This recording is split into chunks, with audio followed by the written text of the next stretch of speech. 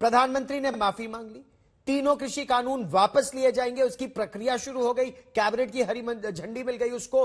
किसानों को अब भी आंदोलन में क्या डटे रहना चाहिए, या फिर जैसा हरियाणा के गृह मंत्री अनिल विज कह रहे हैं, यह तो राजनीति है?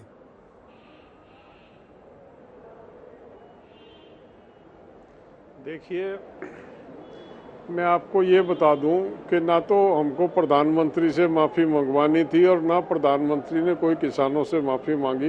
देश से माफ़ी मांग रहे हैं वो, हमको माफ़ी मंगवानी नहीं थी। अगर प्रधानमंत्री में थोड़ी सी नैतिकता और शिष्टाचार होता तो 700 किसानों को श्रद्धांजलि देने की अपेक्षा हम जरूर करते थे कि कम से कम देर आए दुरुस्त आए।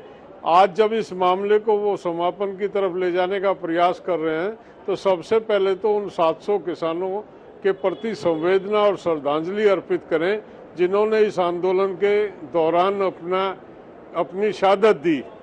लेकिन प्रधानमंत्री ने एक शब्द भी उनको बोला नहीं। छोड़िए, वो उनका शिष्टाचार है, वो उनका अपना सोच है। हम ये कोई जबरन किसी से मतलब ये आशा नहीं की जा सकती। ये तो आदमी के अपने मन की आवाज़ होती है। उन्होंने कहा नहीं कहा वो अलग बात है। उन्होंने 3 कृषि कानून वापस लिए। अनिल विज जी को शायद जानकारी नहीं है, वो हरियाणा में रहते हैं और वो उनका ध्यान नहीं है किसान की समस्याओं और किसान की स्थिति पे। जब हम आए थे तो 8 मांगे थी हमारी, जो मूल मांग पत्र हमने सरकार को दिया।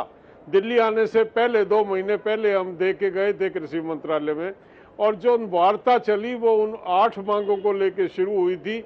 8 में से हमने जब 2 कदम आगे और 2 कदम पीछे की बात हुई तो 4 मांगें ड्रॉप कर दी थी और 4 मांगों पे हमारी वार्ता शुरू हुई थी। 4 में से 2 मांगों पे सरकार ने अपनी सहमति दे दी थी। और फिर जब हमने कृषि कानूनों पे बात शुरू की और गतिरोध उत्पन्न हुआ तो हमने ये कहा कि आप इनको छोड़ दें, गतिरोध है तो आप एमएसपी का निपटारा कर लेते हैं। तब वहां पे कृषि मंत्री जी ने ये कहा पहले हम 3 कानून पे बात कर लें, उसके बाद तुरंत जो है एमएसपी के इशू को लेके इसको निपटा देंगे। ठीक, मैं ये बात विस्तार से इसलिए बता रहा हूं कि हमने ऐसा नहीं है कोई नई मांग जोड़ी है। ये वही मांगे हैं जो विज्ञान भवन पे जिन पे चर्चा करते रहे। जिन 2 बातों पे इन्होंने अपनी सहमति दी थी, बिजली बिल 2020 को इन्होंने जिस स्वरूप में वो पहले बना था, जो वायदा इन्होंने हमको किया था उसमें बिट्रे करके एज इट इज वो पार्लियामेंट में लिस्टेड है, उसमें एक शब्द भी बदला नहीं गया। और जो पराली को लेके जरूर इन्होंने उस बिल में कुछ परिवर्तन किए हैं, पराली को लेके जरूर परिवर्तन किए, लेकिन उसमें भी एक क्लॉज डाली है जिसमें सजा और जुर्माने का प्रावधान है। तो ये दोनों बातें अभी जब तक पेंडिंग है।